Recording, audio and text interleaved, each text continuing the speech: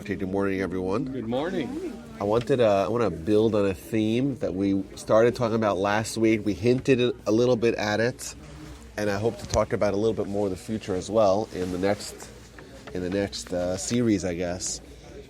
And I want to start by talking about like how our society, how wonderful it is to be living, in today's times. I don't watch television, but if I were, you see like how, what makes news? Only the bad things make news. Only the market's going to crash, you get onto CNBC, right? If you just say things will be kind of the way they always have been, that's not a story. If there's a disaster, or if there's an earthquake, if there's God forbid, a tsunami, or like those themes kind of are the ones that we encounter in our purview. What do you but think really, it is? What is it that wants us to see all the bad things? Well, and I think not look for good things. Yeah, I think that's just the human condition. It's that we love being terrified, right? And we love. It's weird. It's bizarre, but I think, and maybe I've said this before, but I think that we are living today in the most peaceful times in recorded history.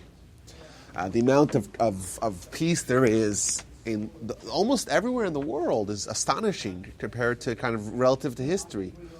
And you say why that is, and I'd say ironically it's probably because of, the stakes being raised. It's a really weird thing to think of nuclear weapons as being the greatest cause for stability and peace in the world, but that's probably true.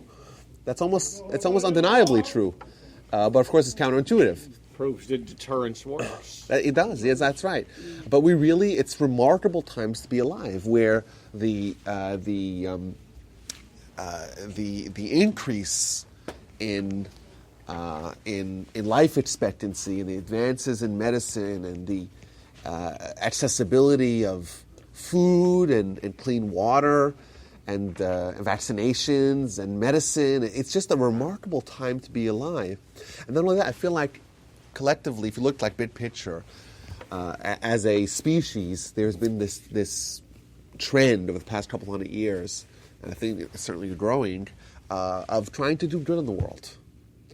And, the idea of even equality. So that, of course, is a dangerous word because it has political undertones, which I don't want to get to. But that idea, like the idea of all humans are created equal, and thus we all have a right to trial and jury. Like these are ideas that are very transformative. They're very innovative in the greater world, and certainly outside of the Jewish sphere. But this trend towards the welfare of your fellow and just this positive direction, I would say, the world is going, is what people are fond of calling as progress. And last week I mentioned that the word that we call tikkun olam is the same word, has the same meaning as the word Mashiach. And by the way, a third word for that is what I call progress. I think that all these ideas are linked. And I think it's ironic that we have Jews and non-Jews, religious and not religious, that kind of are all pushing towards the same goal, and they're not even aware that they're kind of teammates.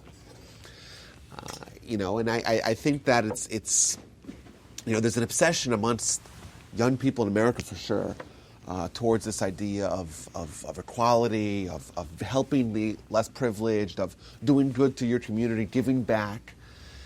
And they're not even aware that what's really motivating them is this drive that we all have as humans to make the world better. And in Judaism, this has very deep meanings and very kind of universalistic implications, because we say that the idea of our nation, with the focus of our nation and the focus of our religion and the goal that has been set out for thousands of years has been towards getting more and more and more like this.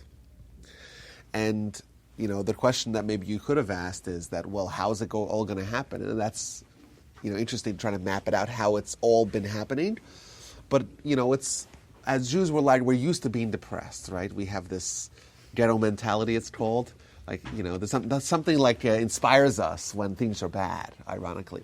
But I think it's a good time to think about how kind of good things are for Jews. Yes, it's not perfect, and of course, there's a lot of ways to change. And Europe is a disaster for Jews, and even America. In America, where the synagogues are suffering, and it's delightful to spend time in a vibrant shul with kids and learning. But if we're going to talk reality, and we like to do that in our class, we have to recognize that there's really a crisis in American Jewry. A demographic crisis, an institutional crisis, and certainly a crisis of identity, right? Where Jews are, unfortunately, is a trend towards even going against Israel, which was unthinkable 50 years ago. But In the Holocaust, 25% of the Jews in this country did not want immigration. yeah, and that's actually not new. I'm actually doing a kind of a restudying of the past 1,000 years of history. And there's been many times, especially over the past 1,000 years, where Jews were expelled from certain countries. Of course, most notably Spain in 1492, and Portugal 5 years later, of course. But they went to certain other Jewish communities, and they were, treated with xenophobia. Jews against Jews. It's crazy. They were worried that they would take our jobs, and they would kind of influence the relationship we have with the country, with the community. So that's very, very unfortunate. But I think if you look really big picture, which I'm trying to do that because if you look small picture, it's very hard to, there's a lot of problems, of course, we're not quite there. We really see how the mission that our nation has stood for and still stands for and was founded upon, the principles that were founded upon, are making their impact on the world. And I want to kind of just really explain how this all works. So, we're saying that Tikkun Olam, Mashiach, and progress, secular progress, really are all trying to get towards the same thing. And not only that, we say that the mission of the Jewish people and the role that the Torah plays is to usher, is to expedite, is to hasten this development of our people in our world. Because you think of the Torah, and certainly a lot of the mitzvahs in the Torah, they demand that we be insular, and they demand that we restrict ourselves in doing a lot of things, and prohibitions, and lots of laws, and all these details, and it's very hard to kind of wrap your head around the meaning, the bottom line meaning behind all of this. How is it possible that me shaking a lulav on the holiday in the sukkah, that's contributing towards world peace? But we say that. Not only that, and I mentioned this recently, but a student of mine asked me, he's like, I want to go, or why is it better to observe Shabbos? Why is that better than saving 1,000 kids in Africa? That was his question. And so I'm really thinking about it a lot. Like, is he right? And I think it's a good discussion. Like, what's more important? What changes the world better? What changes you more when you help the underprivileged? And maybe you could you send some vaccines, whatever. You could really save lives. But we talk about the mitzvahs in the Torah and how important they are and how transformative they are for us and for the world. And I was really thinking about this a lot, and you would seem, the argument I think is very logical to say that if you save 1,000 kids, like, you change lives and you change the world really. And I'm not denying that, of course. And perhaps in a vacuum that is greater than, one Shabbos versus 1,000 kids. I think, most of us would choose to save 1,000 kids, even though they don't necessarily have to be in conflict, which is a little bit why it's a theoretical question. But I was thinking, this may sound a little radical, but I really think that you have to hear me out here. I think that when you are encountering a problem, and when we talk about Tikkun Olam, we're admitting that the world has a fundamental problem. It's a broken world that we need to fix. But when you're talking about addressing a worldwide universal problem, and even when you're addressing a small problem, there's two ways to encounter or to combat that problem. Way number one is to, find all the symptoms of the problem and treat them independently. So we have a physician. The physician is trained to not just look at the symptoms. Okay, the guy has hives and he's coughing. Well, let's fix them independently, right? There's breaking out. Well, let's do some skincare for that. And he's coughing, so let's take care of something. No, you try to look at the underlying problem, because you fix the problem, and then the symptoms go away on their own. If you just treat the symptoms, you're not actually helping the patient. We look at the world as a sick patient, basically, right? We look at humanity, at the world at large. It's a broken world. And, of course, we look at the positive side of that, how we can contribute towards fixing it. But let's think about how we diagnose it. Like, how do we diagnose the problem? Well, there's evil, there's war, there's hunger, there's famine, there's car accidents and heart attacks, like a lot of things that we can enumerate that are problems. And of course, there's pollution, and there isn't enough clean air, and there's There's a lot of things that we could talk about. And I think the mistake that we make sometimes, or that we tend to make, is that when we see this overwhelming problems, just barrage, and certainly if you watch television, you see it right there in your eyeballs. But you encounter the problems, you're like, oh gosh, we have to help someone who's sick. Certainly, of course. Oh gosh, we have to. There's a famine. Let's talk. What do we do about that? And as a society, we're constantly trying to stamp out the various symptoms of the problem. As Jews, we're the physicians, so to speak, right? It's been a Jewish tradition for thousands of years for mothers to be proud of their Jewish kids who became doctors, right? That's the pride and joy. Why? Because we're also the spiritual doctors of the world. And when we look at the world, we see one fundamental, underlying problem that is underscoring all the other problems, and thus we fix that problem, and everything else falls into place as well. What's that problem, and how do we fix it with the mitzvahs? So the problem is like this. This is the problem. Well, we kind of have to dial the clock back to creation, right? Who made the problem? God made the problem, right? Who made someone sick? God made them sick, or at least God allowed them to become sick, certainly. The problem is that our world, what does the word world mean? Who does the word world in Hebrew? Olam. Olam. The word olam also means obscurity. Our world obscures God. The Talmud tells us the world is compared to darkness. If you're in darkness, complete darkness, you have no idea what the reality that exists, what it is, because you have no way of encountering it. Our world obscures God, and that's by design. That's by design. The Almighty placed us in a physical body with physical senses, with physical encounters and physical needs, and that really dominates our life, certainly at the beginning of our lives. And it interferes with our ability to see anything beyond that, anything, metaphysical, anything supernatural, anything and we have to kind of train ourselves to expose the idea of God in the world. We say, as Jews, that is the fundamental problem that we're trying to fix.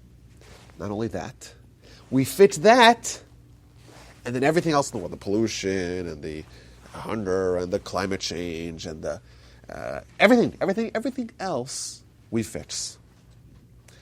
And incidentally, I would say that humanity, and I mentioned this a little bit earlier, but certainly Jews, with a greater propensity than anyone else, have an innate desire, drive to fix the world. That's why in any mission, any movement certainly, that's going to take us on, right, to fix the world and help the problem and help the poor and feed the hungry and heal the sick and let's stamp out cancer, make cancer history. Someone was wearing a T-shirt here, make cancer history, right? All these are, almost all of these are either spearheaded by Jews or Jews are fervent followers. You talk about Marxism. Marxism was a religion. It was a religion founded by a Jew whose goal was to make the world better. Now, certainly the goal didn't necessarily connect with the methodology to achieve that goal.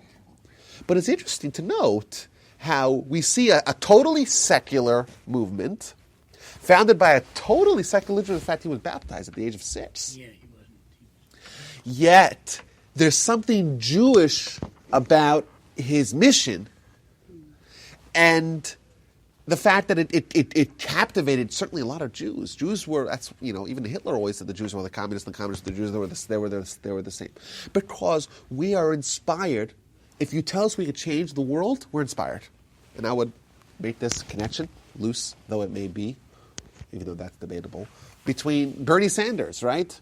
And we're not talking politics now, but this idea of let's try to fix all evil, let's try to make things better, make things right. He's a Jewish anti-Semite. Well, okay. So you see someone who's Jewish, Yeah.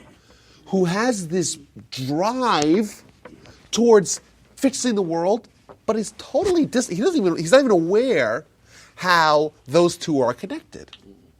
And we see, and you look at efforts to try to improve the world, and Jews are at the forefront. And the reason why is because, as descendants of Abraham, we have the Abrahamic gene. Abraham started this all. Abraham was the first person to take upon himself the mission of saving the world, of fixing the world, of progressing the world, of stamping out the evil that totally permeated his world. He was the first one that did that. And he accepted upon himself and his descendants to be the people whose national mission, whose life would be dedicated towards this goal. And indeed, the Torah, we say, is the manual for fixing the world. And the question that I posed earlier hasn't been answered yet. How is it possible that the Torah brings us to fixing the world? How is it possible that we have that Shabbos and that's impactful in a way that this argument is even worth discussing in an academic forum as to whether or not that's more impactful to the world than saving 1,000 kids? Now, I'm saying it's an academic argument, but I think there's room for the argument. Now, hear me out here. What's the problem? The problem in the world obscures God. God's not clearly evident. In fact, one of the definitions that the Talmud gives us about God, roeh ve'eno nireh, sees but is unseen. God cannot be perceived by our physical world, right? With our physical tools. We can't. It's obscured. And because it's obscured, and the goal of the world is to fix that, is to undo that. And that problem is manifest by all forms of evil, right? If someone was aware of God, that would influence their behavior. Not only that, because we are unaware of God, God pokes us until we wake up. We blow the shofar on Rosh Hashanah, right, to awaken us up from our slumber. We're sleeping, we're blind. Now we ignore God, and we blow the shofar to try to wake us up. But God also has his shofar. You know what God's shofar is called? It's called cancer. It's called hunger. It's called tsunamis. It's called hurricanes. These are all wake-up calls to humanity. And instead of taking the lesson and heeding the clarion call of God, God's shofar, so to speak, we ignore the message. And we say, oh, well, let's fix this problem. And let's fix this problem. Oh, let's fix this problem. And this is the human gene, but primarily the Jewish gene of saying, let's fix like Abraham did. And we're trying to fix, and we're like, and anytime you fix this, something else happens. And you fix that, and something else happens. You're saying if we had this wonderful utopia where everybody loved everybody and all this stuff, all the disasters would be gone. Well, I'm saying the utopia is demonstrated by our recognition of God. That would foster that utopia, and thus God would find it no longer necessary to jostle us awake and blow the shofar in our ears to try to wake us up. Well, I think this is a transformative idea. So in a weird way, anything that you do towards fixing the problem really is going to have ripple effects in these symptoms of the problem. So in a weird way, I think there is. I was thinking about this. I don't have a conclusion, but in a weird way, I was thinking when my student asked me, which is more impactful, I think there is room to make the argument that what changes the world on a grander scale when someone has Shabbos, and we spoke about this last week. What does Shabbos mean? Shabbos means I am not in control. I have no creative oversight on my life. All the acts that demonstrate humanity's dominion over the world, for a whole 24, 25 hours, I'm going to cease. And thus, I'm accepting upon myself the fact that my power, my capabilities, my control over the world is superseded by God. I'm only because God allows me to do that. Thus, I am bringing this obscurity a little bit more clear. Right? I'm making the fact that God is real.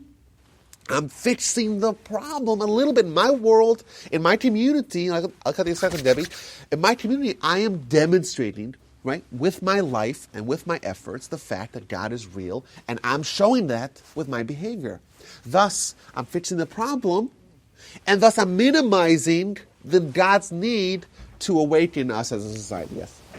Given that we have a responsibility to the world, if the decision is that keeping the Sabbath is the winner on this argument, then does keeping the Sabbath mean that you have no responsibility to do anything further? No. No. So we're told, the Mishnah tells us, very famous Mishnah. The Mishnah is actually, when people quote this Mishnah, they don't actually know where it's from. But the verse, the Mishnah, the words of the Mishnah says, "Chayv Adam Lomar b'shvili nivraha olam." A person is obligated to say, "The world was created for me." Where this comes from, I give you a little backstory here. The story of where this comes from is when the Talmud is talking about the laws of capital punishment. In order to enact capital punishment, you have to have witnesses of whatever deed is being alleged against the defendant. And the Mishnah recounts a speech of intimidation that the court would give to the witnesses to make sure that they're not lying. Because the witnesses come and say, "We saw this guy murder someone," or "We saw this guy worship idolatry," whatever it is, and we want to put him to death. You got to be careful. You're about to put someone to death. And you have to realize that one man, Adam, right, the whole world came forth. And the power of a single person, a single human. And thus, and it lists a bunch of reasons, the fact, the impact of one individual. And thus, what do we know about one individual? If all of the world is for one individual, what's the responsibility of every individual? Everyone is like the world was created for me, but what does that mean? What responsibility does that place on my shoulders? The fact the entire world is my responsibility. So certainly now, we don't believe in saying you're done. You know when you're done? You're done when you're dead. Right? That's when you'll sleep. That's when you'll catch up, right? You know, that's me time. You know, that's what it means, me time. And indeed, that's a Jewish attitude. We say, Adam le'amal yulad, the verse says. Man was created, was born for toil. And you look how much the Torah outlines for us. You know, it's a very exhaustive regiment of work, of responsibility. And it doesn't stop. You can say, "Oh, I did my part, I did my share." You can't do yours. You can't just say you're doing your share. You know, I'll give a crazy example. You know, let's say we were there and the trains are heading to Auschwitz. Well, what do? We pull people off the train, right? Well, what if you pull one guy off the train? You save the world, right? Mm-hmm. Well, what's your next responsibility? Blow up the tracks. Well, or pull off more people. No, blow up the tracks. Maybe you'll blow up the tracks. That would be an No more example. trains. That's fair as well. That's Right? what Roosevelt But you- didn't do. Thank you. That's also true, right? But the point is that you cannot say, our mission is too critical for us to say, we're done. We did all that we need to do. We checked the box and let's move on to something else, right? It is the life goal of every Jew and certainly the life mission of our people. And we cannot exonerate ourselves by saying, "Oh, we did our share," right? When we're dead, then we could kind of assess the impact. It does of- seem sometimes, though, like it is an overwhelming task. Of course. You just wake up in the morning, there's a zillion things with which one's attention can be drawn. That's true, and that's why the Mishnah. And by the way, those things are indeed an extension of this obscurity that's obscuring your mission in life. But I'll tell you what the Mishnah says. Back to the Mishnah in Pirkei Avot tells us, "Lo alecha hamlacha ligmor." It's not on you to make sure you get the work done. But However, Free to desist from it. that's right. V'lo ata ben chorim levatamah. You're not free to say, well, I'm exonerated. I'm free to go.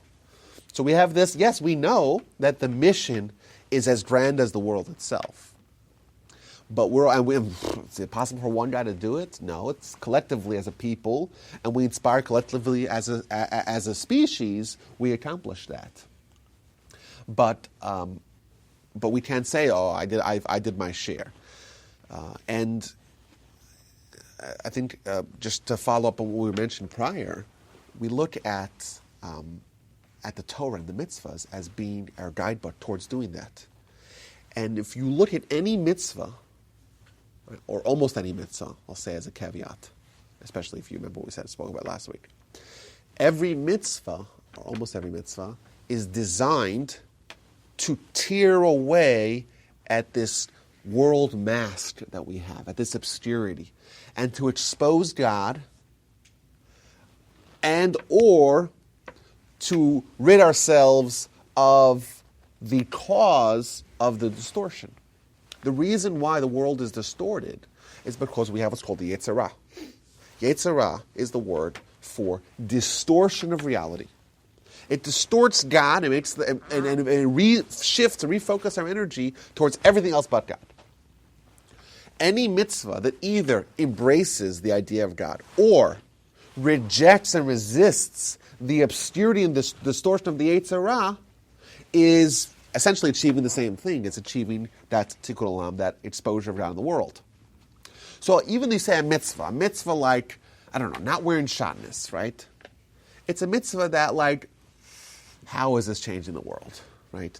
We don't take wool and linen, we don't mix them together in one garment. Fantastic. How was that changing the world? And the answer is, well, maybe it's indirect. But what it does is, it says that man's clothing is controlled by God. Well, what does that mean?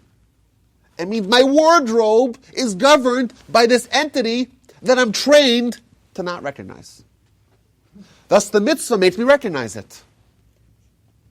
And every mitzvah is like that. You say, wait a minute. Whoa, suddenly, this mitzvah of shatnez, which seemed perhaps at first glance to be very distant from fixing the world of all its problems, really is indeed attacking the problem head on. You say, yes, it's not fixing the symptoms of the problem. It's fixing the problem itself. The wool in between is a real stretch. Well, I'm saying, and you know what? I would, and we're told that the wool and linen is a chok. The mitzvah doesn't make any sense to us. But it does make sense to us in the fact that it makes sense for us to do things, for this existence of God, because that means this, I think, I would say, ironically, it brings us more towards recognition of God than a mitzvah that makes sense to us. Because a mitzvah that makes sense to us, we would do this anyhow, right? Right. You do kindness. The guy's hitching, give him a ride. I would do it even anyhow, even regardless of God. The whole idea of kashrut. I mean, why a animal you that have the splits hoofs cheeseburger? and chews its cuds? What? And you say, and I'll tell you, it's another great example. Why not want the other way around? That's a great example. And you know what? If we looked at that one mitzvah in a vacuum, without this kind of awareness of the bigger picture, we'd say, is this really changing the world? No. Picking up cigarette butts on the beach is changing the world. And yes, if you have a very narrow vision, you're right. It's just what you're eating or not eating. Well, is it dietary? Is it all about our diet? The answer is, what you're saying is 1,000% correct.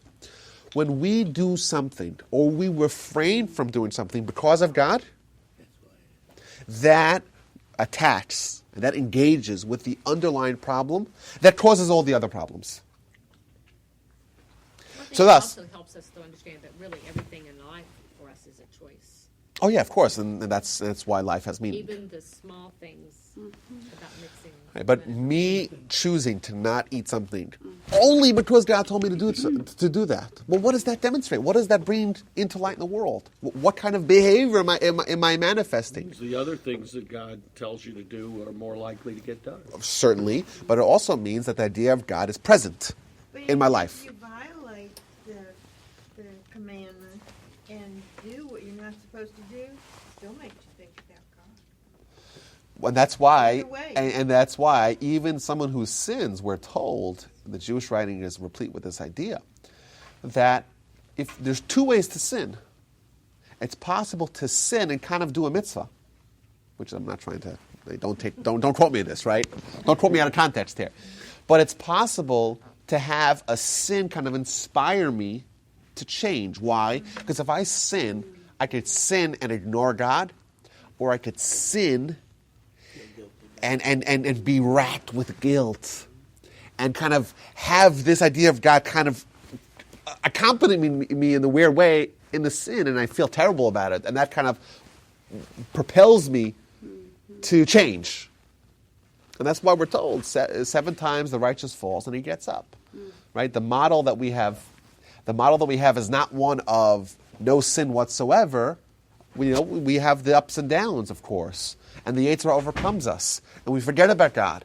But then we do that, and suddenly, we get mobilized and galvanized and energized to change and to improve. Why can't we, being that we're all imperfect individuals, why can't we have a hierarchy of what's more important than other things as far as the mitzvah goes? We do have that. We do have a hierarchy. The question I think that the problem with doing that is that when people say there's a hierarchy, they'll say, okay, I'll just do the most important ones and I'll ignore everything else. Right. That's the problem with the hierarchy. Because when you have a hierarchy, you'll say, I'll do just these and I'll ignore everything else. You're essentially giving in to your distortion, to your reality distortion field, Yetzer Hara. We do have a hierarchy. And in fact, the hierarchy is only important if there's a conflict between two of the mitzvahs.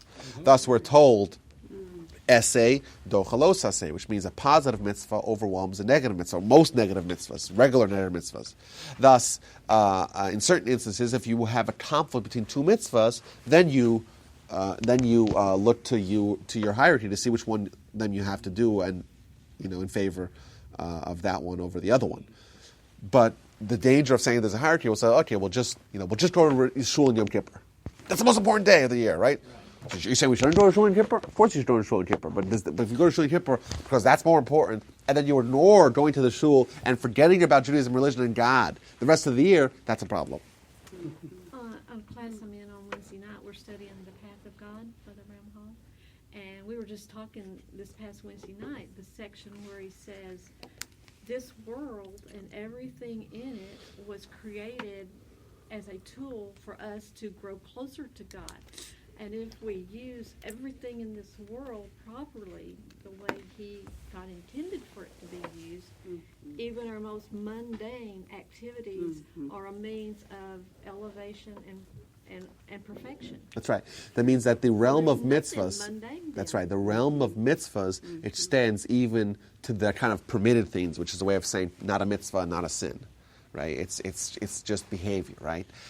Because, if I eat food, I eat breakfast, is that a mitzvah? No, it's breakfast, right? But if I make a blessing before that, and I have this cognition of the fact that God gave me food and He loves me, and the fact that I'm doing this to get energized so I could go and teach Torah or study or help my wife take care of the kids and send them out, right? Whatever it is, like you are using that for your big picture. You're linking the permitted with the mitzvah, and that it all takes upon the status of a mitzvah, which is remarkable. So essentially, it's possible to never stop doing mitzvahs.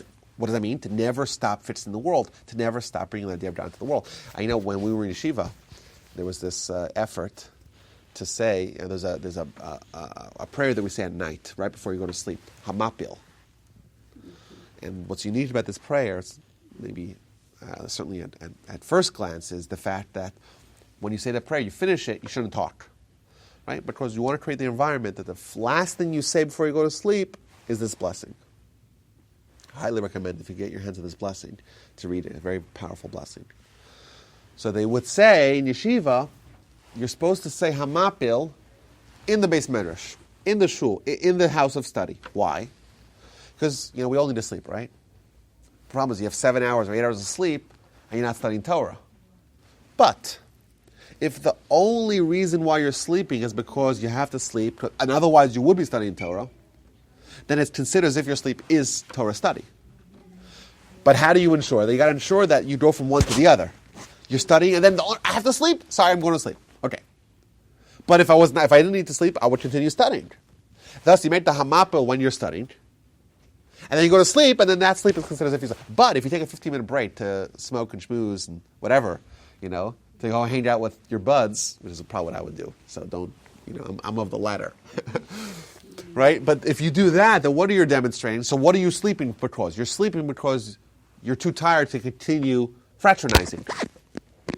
But if you were able to stay up the whole night, you would fraternize the whole night. So then you have 7 hours of fraternization, which is nothing wrong necessarily with that, but it's a missed opportunity because that could have accrued towards a mitzvah. So ironically, those 15 minutes, yes, thank you, those 15 minutes, that really matters because that influences how the rest of that time that would have spent regardless when he was spending sleeping, it influences how that is considered. But I want to kind of wrap this all up here, this model that we have here of what the role of Torah is, what the role of the Jewish people is, how our mitzvahs that we do not necessarily in a public fashion, but how they influence the world at large. And they address the major problem of the world head on without trying to stamp all the individual outgrowths. Like when you see spiders in your house or you see ants running around, you try to stamp them all out by themselves, you don't fix the problem. You go to the nest, and then you fix that, and then automatically, de facto, you fix everything else. I want to have an appreciation here of Abraham, because if you look at all these ideas that we're talking about, it really goes all the way back to Abraham. He started this idea. He was the first human to accept upon themselves this mission, this sacred mission, this task, this very vast task of fixing the world, and accepted upon himself and his children the responsibility of doing that. And that is why we have Torah. And that's why we're chosen by it. What have been chosen people? As if we're God's favorite kid. No. It means because we were the ones that accepted upon ourselves this mission of fixing the world, that's the reason why we were chosen. It wasn't like we won some sort of lottery. We didn't win a lottery, a spiritual lottery. It's the fact that we were the ones who accepted upon themselves, right? We, as in Abraham, our forebearer, accepted upon himself this mission. That's why we were chosen to do it.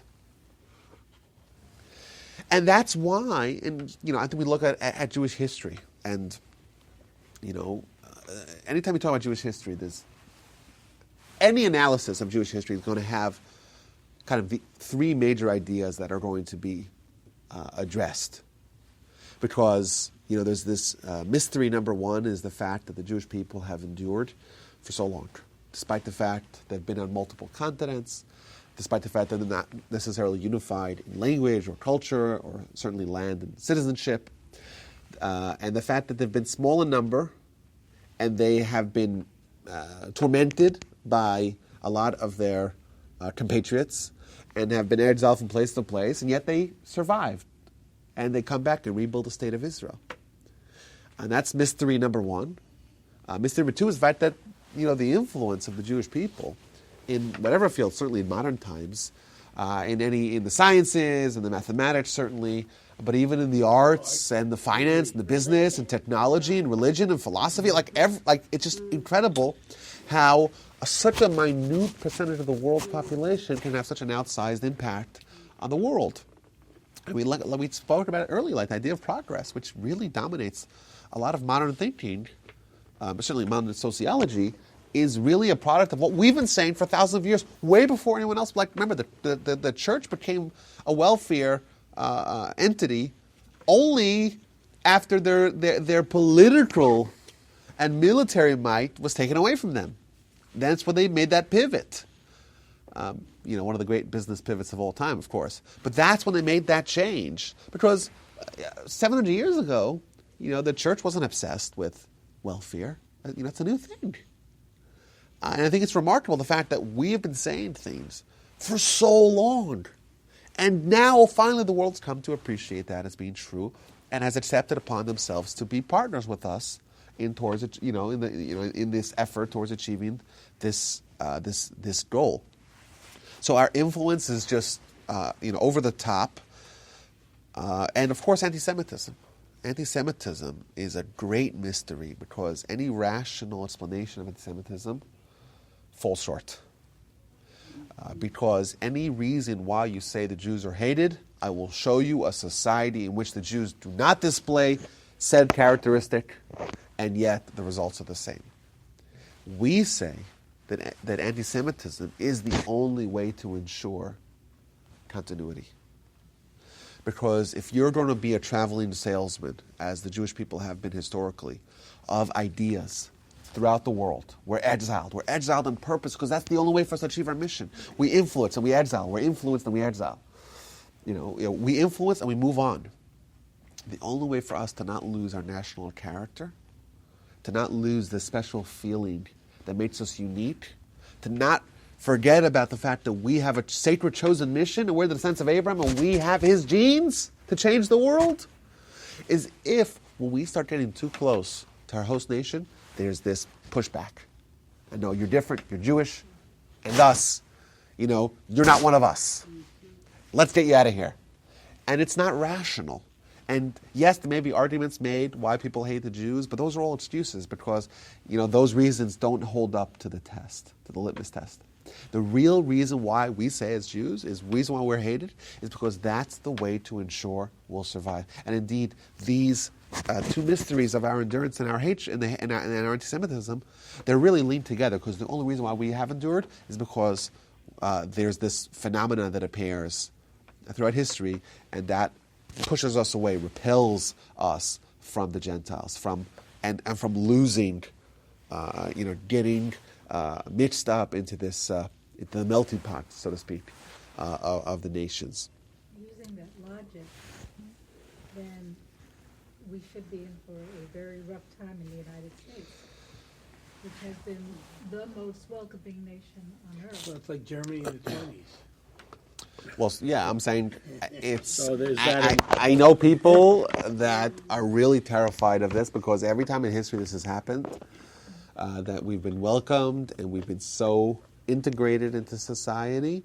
It has happened. I'm not saying it will happen. I think the United States is different. Perhaps that there's an argument made that I'm not. It's not unreasonable to make that assertion. Certainly not for a student of history, of Jewish history. We had 700 years in Spain, right? Mm-hmm. Is it possible we could have 700 years in the United States? Maybe. We've had 100 years now in the United States. We had 700 years in Spain. More than that. Well, well, yes, but the first major wave of immigration, it came in the 1880s.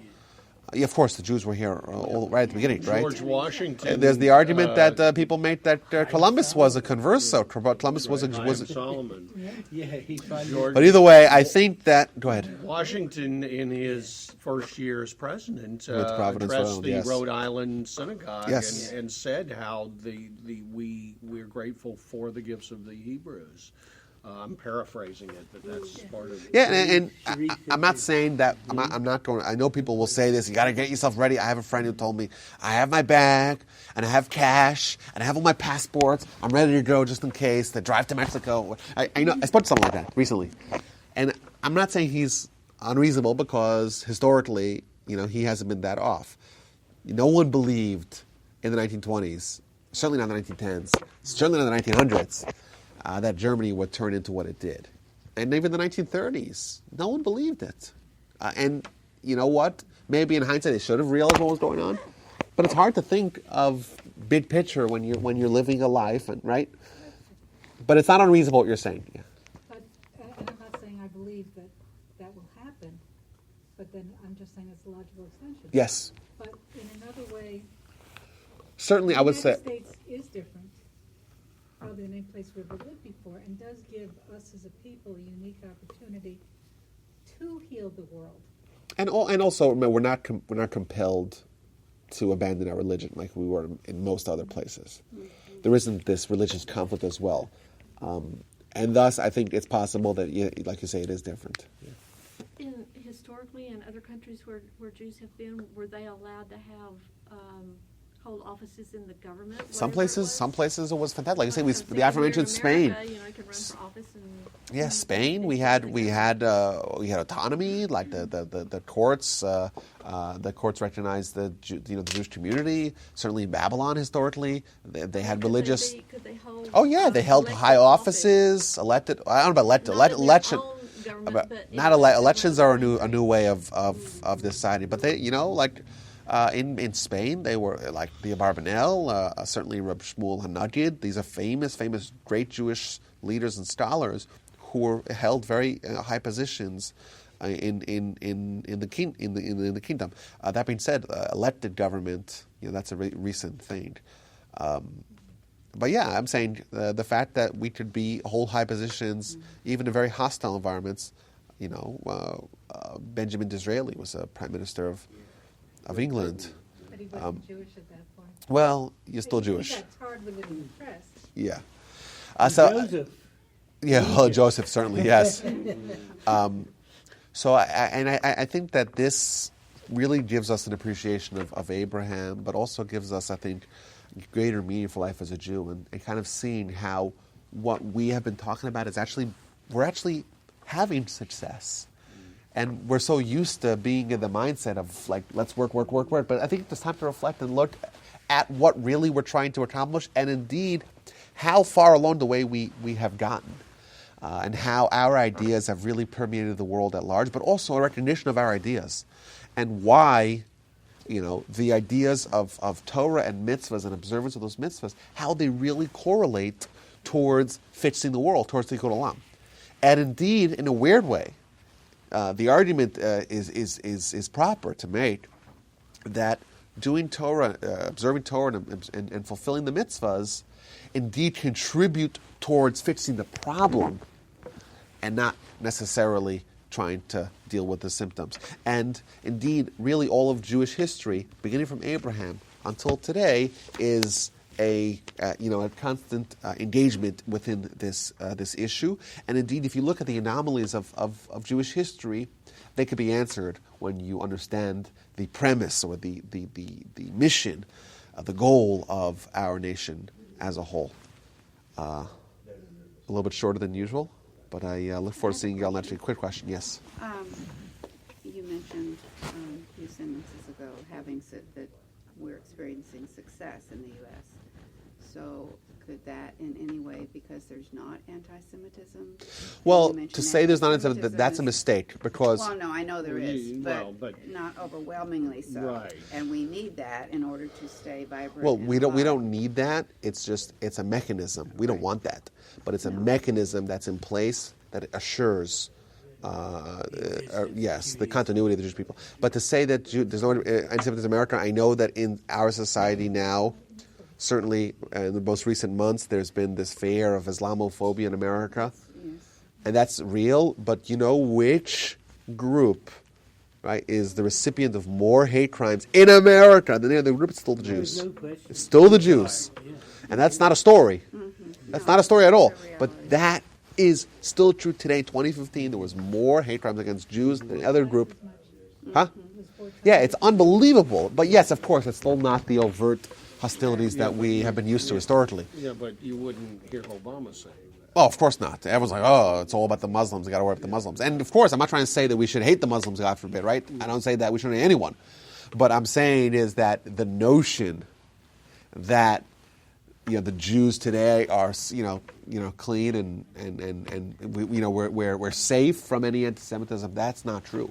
Like A lot of help in America. now from some of the Christian denominations that are really Pro-Israel, yes. Yes. Pro-Israel and pro-Jewish people, And yes. the more fantastic. secular Jews look with a score, you with know a that- very skeptical about that. But you don't know which, about those people from the Northeast with the New York values. New York values. Okay, Definitely guys. anti-Semitism. Lots of fun. And I think it's nice sometimes, because I feel like a lot of these ideas we've spoken about before, but kind of to put them all together and to see how this model actually operates and how all the pieces fit in with each other, I think is very valuable to know. To know why our life as Jews still has meaning till this very day. All the best. I look forward to seeing you all next week. Have a wonderful rest of your Sunday. Thank you. Thank you, Rabbi.